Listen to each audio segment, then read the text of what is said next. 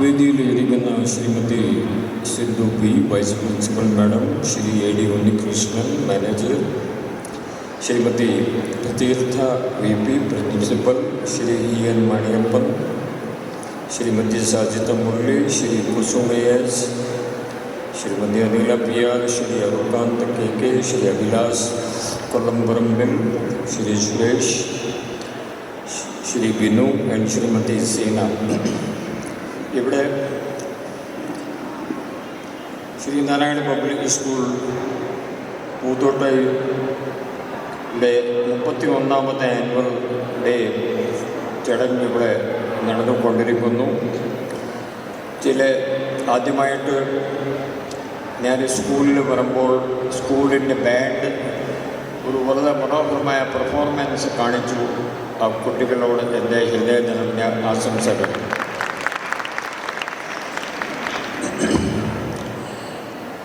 ഇവിടെ ചില കാര്യങ്ങൾ ഞാൻ പറയാൻ ഉദ്ദേശിക്കുന്നു. അത് കൂടുതൽ ഇത് പാരൻസിൻ്റെ കേൾക്കാൻ വേണ്ടിയാണ്.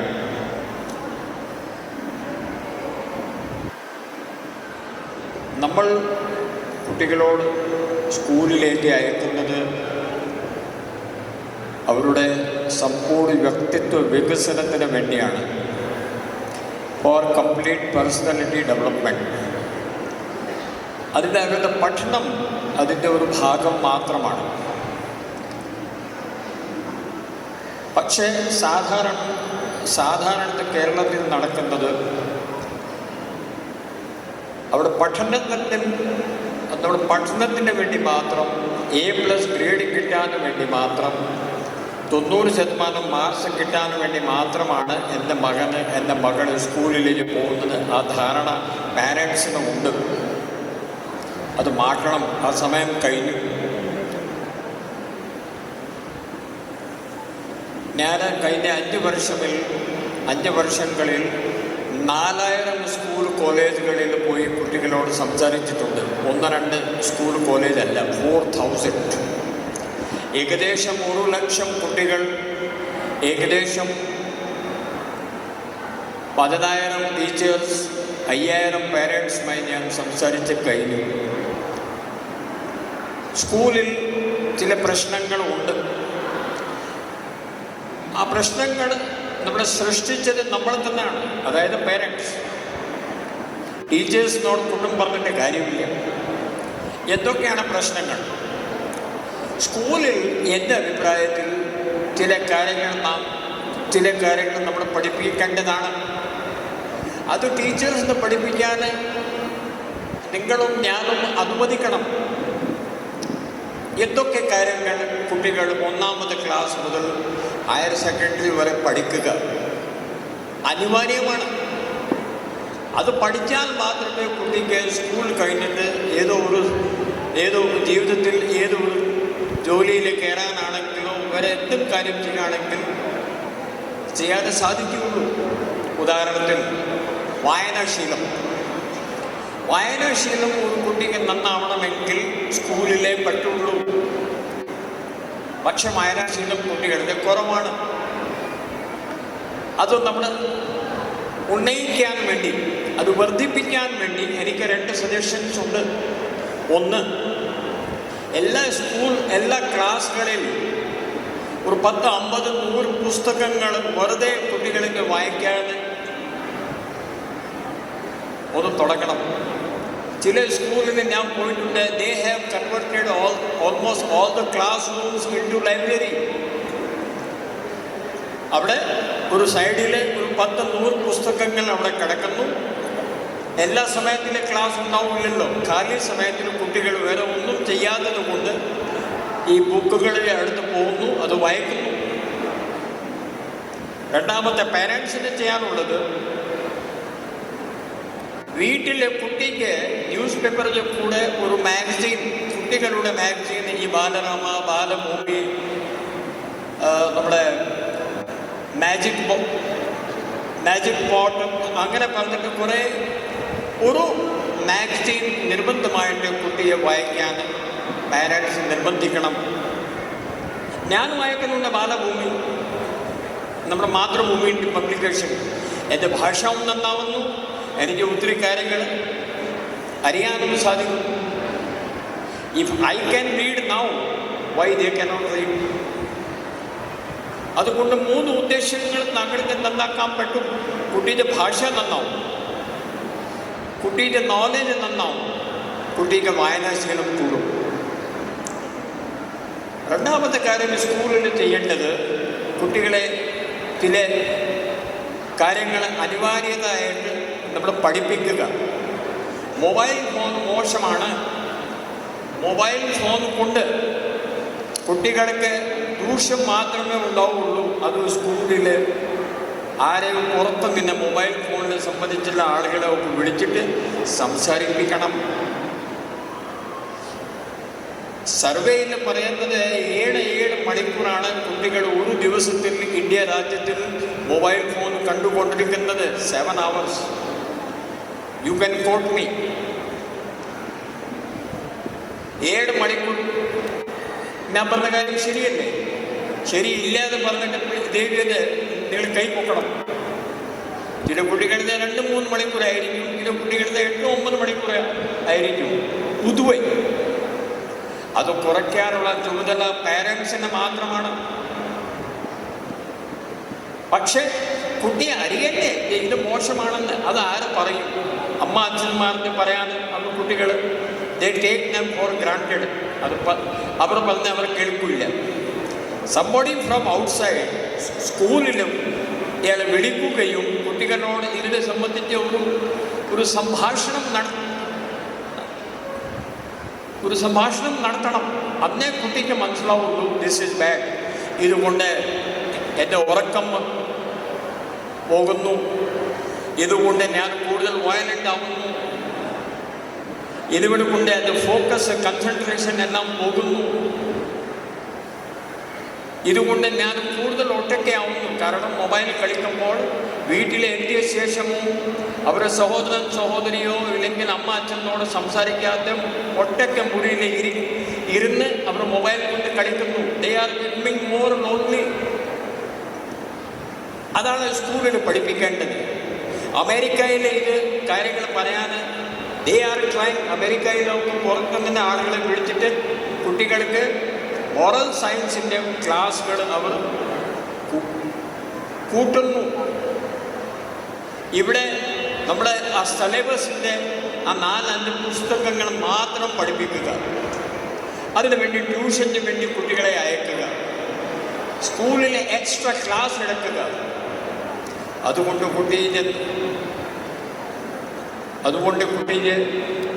കുട്ടി നന്നാവില്ല.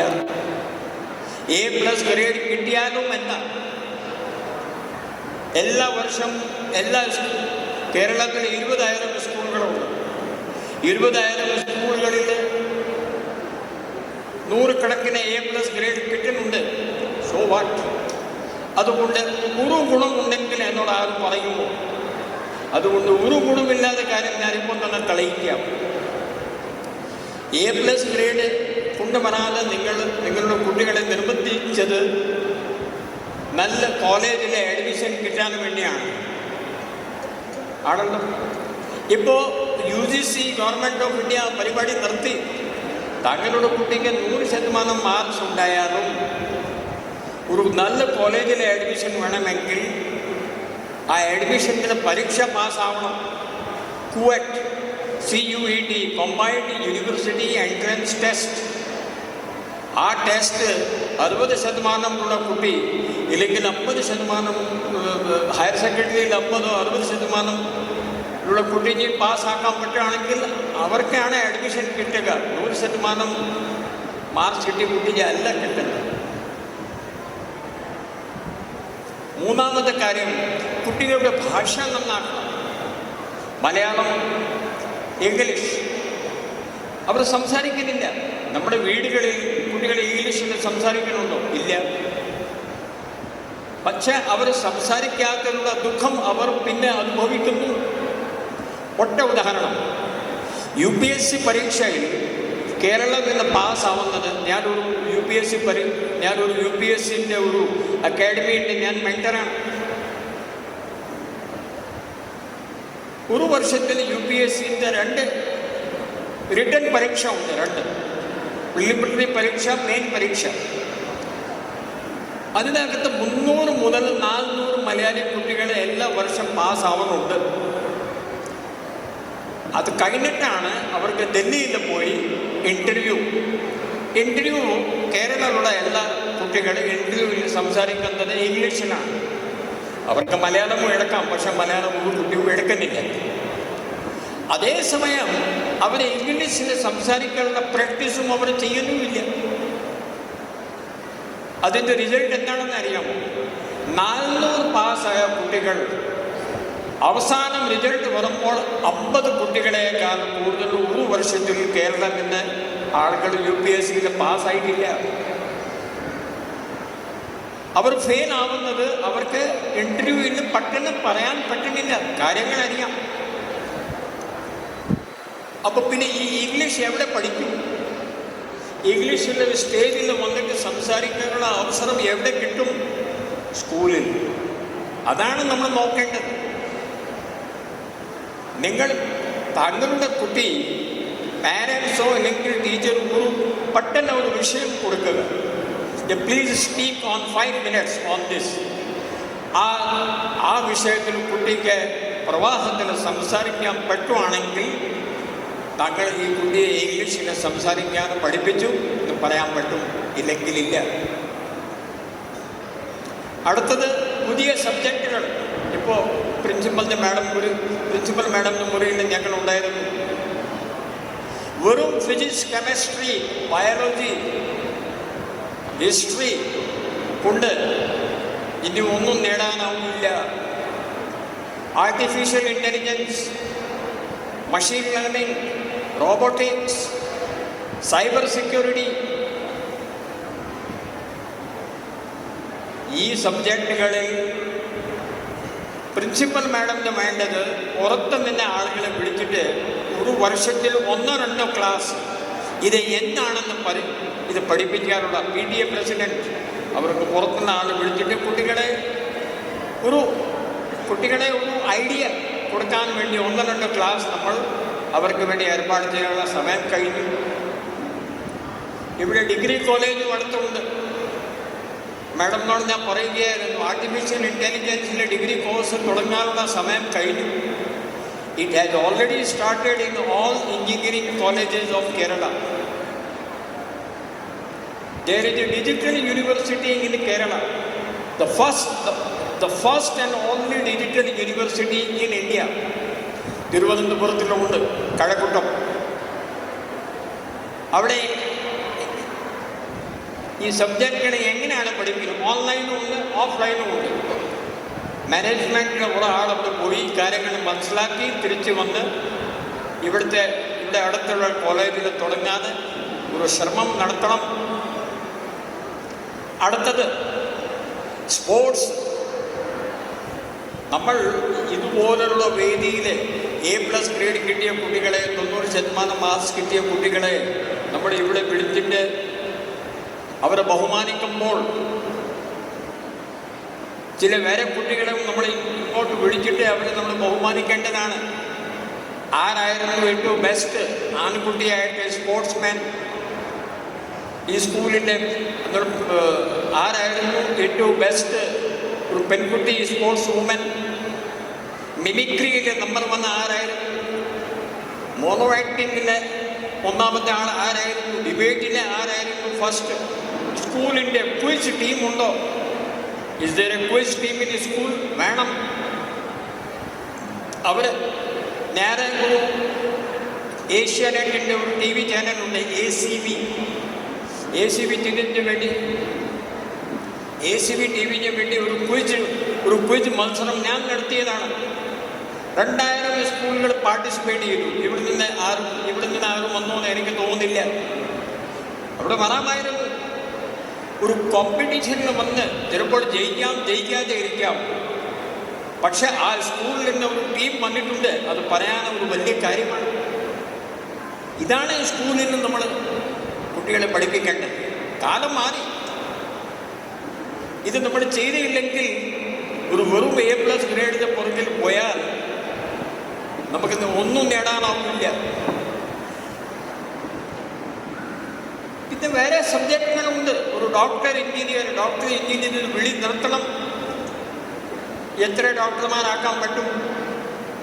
കേരളത്തിൻ്റെ ഒരു വർഷത്തിൽ 2 ലക്ഷം കുട്ടികളാണ് നീറ്റ് പരീക്ഷ എഴുതുന്നത്. 2 ലക്ഷം കുട്ടികളാണ് JEE പരീക്ഷ എഴുതുന്നത്. പക്ഷെ പാസ്സാവുന്നത് ഓൺലി 2000. ടോപ്പ് 2000 വന്നാലേ കാര്യമുള്ളൂ. വേറെ സബ്ജക്റ്റ് എത്രയോ കിടക്കുന്നു. സിവിൽ സർവീസ്, IAS IPS പരീക്ഷ കുട്ടികൾക്ക് താല്പര്യമുണ്ട്. You please ask them. അവർക്ക് താല്പര്യമുണ്ടെങ്കിൽ ആ മേഖലയിൽ അയക്കാൻ നിങ്ങൾ പ്രോത്സാഹിപ്പിക്കണം. പട്ടാളം, ആർമി, ഇപ്പോൾ ഗവൺമെൻറ് ഓഫ് ഇന്ത്യ ഇന്നലെ രാവിലെ 26 ജനുവരിയുടെ പരേഡ് ആരൊക്കെയാണ് കണ്ടത്? ഡൽഹിയിൽ ഒരു പരേഡ് നടന്നു. ഒരാൾ മാത്രം ഞാൻ കണ്ടു. വേറെ പരേഡ് കാണേണ്ടതായിരുന്നു. എത്ര പെൺകുട്ടികൾ ആർമി ഡ്രസ്സിലൊക്കെ വന്ന് അവിടെ ഒരു ടാങ്കിൻ്റെ അടുത്ത്, ഒരു മാർച്ചിങ്ങിന്, ഒരു ബാൻഡിന് എത്ര പെൺകുട്ടികൾ അവിടെ വന്നു. നമ്മൾ പെൺകുട്ടികളൊക്കെ ആർമിയിൽ പോകാൻ താങ്കൾ പ്രോത്സാഹിപ്പിക്കണം. Space science, Somanathan sir ISRO chairman ആയിരുന്നു 2 ആഴ്ചന് മുമ്പ് വരെ. TKM കോളേജിൽ, TKM എഞ്ചിനീയറിംഗ് കോളേജിൽ സാധാരണ ഡിഗ്രി എടുത്തിട്ട് ഇസ്രോ ചെയർമാനായി അദ്ദേഹത്തിന് ആക്കാൻ പറ്റുവാണെങ്കിൽ ഇവിടെ ആർക്കും ആക്കാൻ പറ്റും. ചന്ദ്രയാനം 3 ഉണ്ടാക്കിയത് പകുതി എഞ്ചിനീയേഴ്സ് സ്ത്രീകളായിരുന്നു. തമിഴ്നാട്, കേരളത്തിൽ. സ്പേസ് സയൻസിലേക്ക് അവിടെ ആളില്ല. നമ്മൾ ഡോക്ടർ എഞ്ചിനീയർ പുറകിൽ നടക്കുന്നു. അവിടെയാണ് ആൾ വേണ്ടത്. If your child is interested, please send him or her. Sports, PT Usha madam, MD Valsamma, Shiny Abraham, Anju Bobby George, Minnu Mani, Asha Shobhana, Sadhana Sajeevan. Who are these ladies? അവരെല്ലാം മലയാളികളാണ്. കുറെ അത്ലീറ്റ്സ് ആയിരുന്നു. ഇപ്പോൾ ഇന്ത്യൻ ക്രിക്കറ്റ് ടീമിലെ 4 മലയാളി പെണ്ണുകൾ കളിക്കുന്നു. സഞ്ജു സാംസൺ, ശ്രീജേഷ്. പറയാൻ മറന്നത്, അവർക്ക് സ്പോർട്സിന് താല്പര്യമുണ്ടായിരുന്നു. അവർ A+ ഗ്രേഡ് പുറകിൽ പോയിട്ടില്ല. എന്നിട്ടും അവർ ഇന്ത്യ രാജ്യത്തിൻ്റെ പേര് നന്നാക്കി, കേരളം സംസ്ഥാനത്തിൻ്റെ പേര് നന്നാക്കി. If your child is good, ചോദിക്കൂ. അവർക്ക് താല്പര്യമുണ്ടെങ്കിൽ ആ താല്പര്യം നിങ്ങൾ കളയണ്ട. വേണ്ട, സ്പോർട്സ് മതി. നിങ്ങൾ നല്ല ഡാൻസുകാരനാണ്, നിങ്ങൾ നല്ല പാട്ടുകാരനാണ്. ഇവിടെ പാട്ടും വേണ്ട, ഡാൻസും വേണ്ട, മര്യാദ ആയിട്ട് ട്യൂഷൻ പഠിച്ചാൽ മതി. എനിക്ക് വേണ്ടത് A+ ഗ്രേഡാണ്. അങ്ങനെയാണ് മിക്കവാറും എല്ലാ വീടുകളിലെ സംസാരം നാം കേൾക്കുന്നത്. അത് ശരിയല്ല. വെറുതെ അല്ല ഓരോ മണിക്കൂറിൽ ഓരോ കുട്ടി ആത്മഹത്യ ചെയ്യുന്നത്. ഓരോ 8 മിനിറ്റിൽ ഒരു കുട്ടി വീട്ടിൽ നിന്ന് ഓടിപ്പോകുന്നത്. ലഹരി വസ്തുക്കൾ 8 വയസ്സ് മുതൽ 15 വയസ്സിൻ്റെ ഇടയ്ക്ക് 70% കുട്ടികൾ ഒരു പ്രാവശ്യമെങ്കിലും ലഹരി വസ്തു കഴിച്ചു കഴിഞ്ഞു. Who are these people? അവർക്ക് മേലിൽ അത് പല കാരണങ്ങളും. പക്ഷെ ഒരു വലിയ കാരണം അക്കാഡമിക് പ്രഷർ. A+ ഗ്രേഡ് കിട്ടാനുള്ള പ്രഷർ, 95% കിട്ടാനുള്ള പ്രഷർ. ദേവിയത് പാരൻസിൽ നിന്ന് ആ പ്രഷർ ഉണ്ടാക്കാൻ പാടില്ല. ഇതൊക്കെയാണ് സ്കൂളിൽ ചെയ്യാൻ ഒത്തിരി കാര്യങ്ങളുണ്ട്. ടീച്ചേഴ്സിനോട് ബഹുമാനം കാണിക്കുന്നുണ്ടോ കുട്ടി? അത് പഠിപ്പിക്കണം. ഇപ്പോൾ കണ്ടില്ലേ, 4 ദിവസം മുമ്പ് ഒരു 10 സെക്കൻഡിൻ്റെ ഒരു നമ്മുടെ മൊബൈൽ ഫോണിൽ ഒരു ആൺകുട്ടി ഒരു പ്രിൻസിപ്പളുമായി സംസാരം നിങ്ങൾ കേട്ട് കാണുമല്ലോ. അത് കേട്ടിട്ട് ഐ ഫെൽറ്റ് ബാഡ്. കാരണം പക്ഷേ ഈ കുട്ടിയെ ടീച്ചറുമായി എങ്ങനെ സംസാരിക്കണം അതിനെ സംബന്ധിച്ച് ഒരു ക്ലാസ് പോലും സ്കൂളിൽ ചിലപ്പോൾ നടന്നില്ലായിരിക്കും എന്നാണ് എൻ്റെ വിശ്വാസം. ഒരു കുട്ടി എങ്ങനെ സംസാരിക്കുക, വയസ്സായ ആളുകളോട് എങ്ങനെ ആദരം കാണിക്കുക, സ്വന്തം നമ്മുടെ സഹോദരി ഇല്ലാത്ത വരെ പെൺകുട്ടികളോട് അവരെ എങ്ങനെ കാണുക, അവരോട് എങ്ങനെ ബഹുമാനം കൊടുക്കുക, ഇത് കുട്ടിയെ പറയിപ്പിച്ചാൽ അവർ പഠിക്കാൻ പറ്റുള്ളൂ. അമേരിക്കയിൽ 3 വയസ്സ് മുതലാണ് പെൺകുട്ടികളെ അവർ പഠിപ്പിക്കുന്നത്. ഗുഡ് ടച്ച്, ബാഡ് ടച്ച്, നല്ല സ്പർശം, മോശമായ സ്പർശം 3 വയസ്സ് മുതൽ ഞാൻ കണ്ടതാണ്. ഇവിടെ ഹയർ സെക്കൻഡറി വരെ അതിനെ സംബന്ധിച്ച് ഒരു അണക്കവുമില്ല. At least I request to the management of this school, on your own, CBSE സിലബസോ ഇല്ലെങ്കിൽ കേരള സിലബസിൽ ഇല്ലെങ്കിൽ അറ്റ്ലീസ്റ്റ് 3 മാസത്തിൽ ഒരു പ്രാവശ്യം ആ ക്ലാസ് എല്ലാ കുട്ടികളെ ഗുഡ് ടച്ച് എന്താണ്, ബാഡ് ടച്ച് എന്താണ്, അത് കുട്ടികളെ പറഞ്ഞു കൊടുക്കണം. ഇത് ചെയ്ത് ലഹരി വസ്തു ഇപ്പം തന്നെ ഞാൻ ചോദിക്കാം, ഒരു ഡ്രഗ് എന്താണ്, ഒരു മെഡിസിൻ എന്താണ്, വാട്ട് ഈസ് ദ ഡിഫറൻസ്? ആർക്കും പറയാൻ പറ്റില്ല. ഞാൻ അടിപൊളിക്കൻസ് മെഡിസിൻ എന്താണ്, ഡ്രഗ് എന്താണ്, ഡ്രഗ് എങ്ങനെ മോശമാവുന്നത് അറിയില്ല. ഇത് അവരോട് കുറ്റമല്ല, നമ്മൾ അവരോട് പറഞ്ഞു കൊടുത്തിട്ടില്ല. അടുത്തുള്ള എക്സൈസ് ഓഫീസ്, അടുത്തുള്ള പോലീസ് സ്റ്റേഷനിൽ ഫോൺ ചെയ്തിട്ട് ഒരു ദിവസം ഇവിടെ വിളിച്ചിട്ട് ഈ കാര്യങ്ങൾ പറയിപ്പിക്കാമായിരുന്നു. പാൻ പരാഗ്, പുതിയ ഡ്രഗ്സ് ഏതാണ്? കഞ്ചാവല്ല കുട്ടികൾ കഴിക്കുക. എക്സൈസ് കമ്മീഷണറായ ഞാൻ അനുഭവം കൊണ്ട് പറയുന്നു, കഞ്ചാവൊക്കെ 2ാമത്തെ സ്റ്റെപ്പേ ഉള്ളൂ. It is step number 2. 1ാമത്തെ സ്റ്റെപ്പ് പാൻ പരാഗ്, പാൻ മസാല, ജർദ, കുടുക്ക, ഖേനി, ഹാൻഡ്സ്. ഇതെല്ലാം സ്കൂളിൻ്റെ 100 മീറ്റർ 200 മീറ്ററിൻ്റെ പരിസരത്തിൽ വരുന്നുള്ള തട്ടക്കടകളിൽ, പെട്ടിക്കടകളിൽ ഈ സാധനങ്ങളുമുണ്ട്. അവർ കുട്ടികളോട് തരുന്നത് നിങ്ങളുടെ കുട്ടിയെ ചോദിച്ചോളൂ. ഞാൻ മനസ്സിലാക്കുന്നത് അവരുടെ ഐ കാർഡ് നോക്കിയിട്ടാണ് കുട്ടികളെ അവർ ഈ സാധനങ്ങൾ കൊടുക്കുക. ഹാൻഡ്സ് ഒരു ഡ്രഗ് ആണെന്ന് എത്ര ആൾക്കാരിക്കാം? ഗവൺമെൻറ് ഓഫ് ഇന്ത്യ ബാൻ ചെയ്തിരിക്കുന്നു. നമുക്ക് അറിവ് പോലുമില്ല, അറിയാതെ നമ്മൾ കഴിച്ചുകൊണ്ടിരിക്കുക. ഈ വിഷയങ്ങളാണ് സ്കൂളിൽ പഠിപ്പിക്കേണ്ടത്.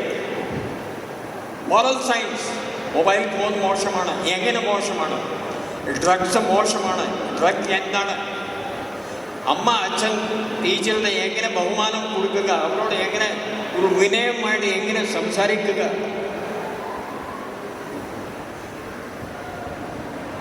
പുതിയ വിഷയങ്ങൾ അവരെ ഒരു പറഞ്ഞു കൊടുക്കുക, പുതിയ